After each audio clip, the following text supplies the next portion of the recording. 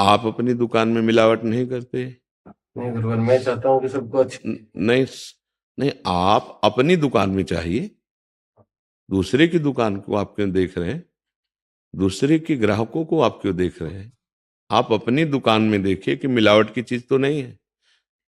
आप अपनी दुकान के स्वामी हैं, आप पूरी सृष्टि के स्वामी नहीं हैं, क्योंकि इससे आपका दोष दर्शन होगा और इससे सुधार होगा नहीं। क्योंकि आप आए हमारे पास, वो तो आया नहीं जो मिलावट कर रहा है, तो वो तुम्हारी बात मानेगा नहीं और हमारी बात सुनेगा नहीं, तो बेकारे की चर्चा हो गई ना। आप अपनी बात कहिए। आपकी दुकान में मिलावट हो तो आप बंद कर दीजिए, आप अच्छी चीजें बेचिए।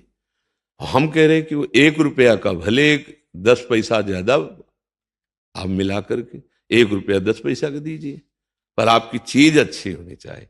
तो ग्राहक आपके यहाँ ज्यादा आवे या कम आवे, इससे कोई मतलब नहीं रहता। आपके अगर 100 रुपया बचेंगे ना, तो आपकी संतानें विवेकवान होंगी, स्वस्थ होंगी, शांति बचेगी। और 10,000 की कमाई करेगा ना, तो शराब पिएगा, व्यभिचार करेगा, जुआ खेलेगा और नष्ट हो जाएगा। ये जो दूसरों के खान पान की सामग्री में मिलावट करते हैं, भगवान उनके शरीर में मिलावट पैदा कर देते हैं।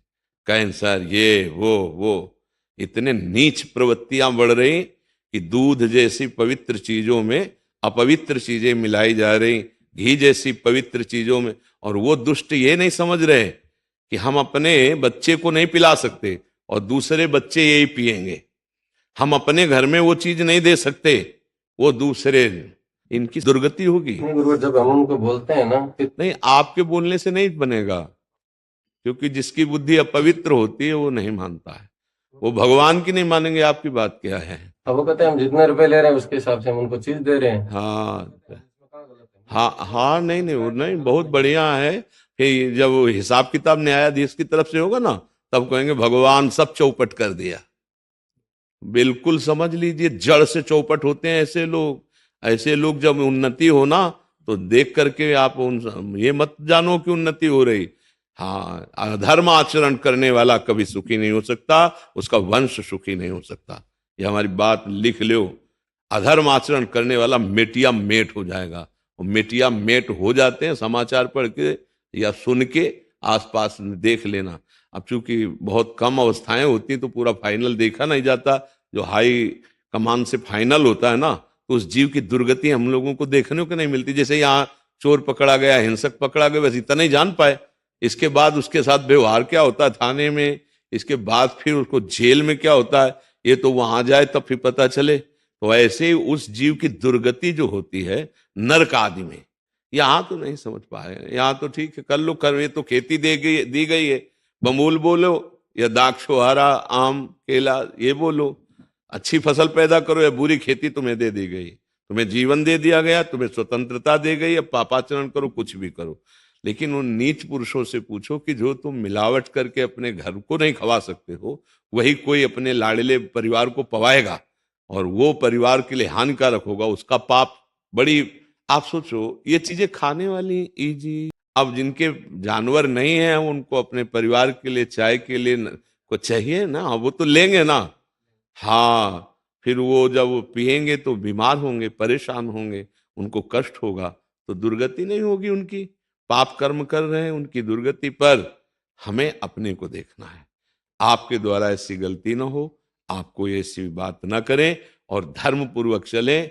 आप थोड़ा गरीब रहेंगे लेकिन सुखी रहेंगे, आपका परिवार सुखी रहेगा और परलोक में आपका मंगल होगा। और सही बात, धनी वही जिसका हृदय शांत है, संतोषी है, हृदय शांत है, तो बिना नींद की गोली के आराम से सो जाएगा। वो एसी लगवाएगा, सब व्यवस्था करेगा और जलता रहेगा। और फिर उनके बच्चे पादुका चलाएंगे उन्हीं पे और उनको धक्का मार के घर से बाहर निकालेंगे। फिर उनकी जो दुर्गति, ये तो साधारण ब्याज है, मूल जो नरक में होगा वो भोगते नहीं बनेगा। अधर्म कभी किसी को सुख नहीं दे सकता, कभी। अधर्म बिल्कुल दुख का ही हेतु है। हमारे आप बीकानेर शहर में बहुत सारे दूध की डेयरियां हैं। कई लोग ऐसे पकड़े जाते हैं, उनके साथ। देखो, अब जब भजन नहीं है, सत्संग नहीं है, शास्त्र स्वाध्याय नहीं, तो प्रधानता होगी धन की। और जब धन की प्रधानता होगी तो वो कुछ भी कर सकता है। वो कुछ भी कर सकता है धन के लिए। जिसकी बुद्धि में केवल धन की प्रधानता होती है ना, वो कुछ, और जो आदमी सत्संग सुने, थोड़ा शास्त्र स्वाध्याय करता है, उसके हृदय में धर्म की प्रधानता होती है। वो डरता है कि हम ऐसा कार्य करेंगे तो भगवान नाराज हो जाएंगे, पाप बन जाएगा। धर्मात्मा पुरुष डरता है। ये पापात्मा जी थोड़ी डरते हैं, तो कुछ भी कर सकते हैं।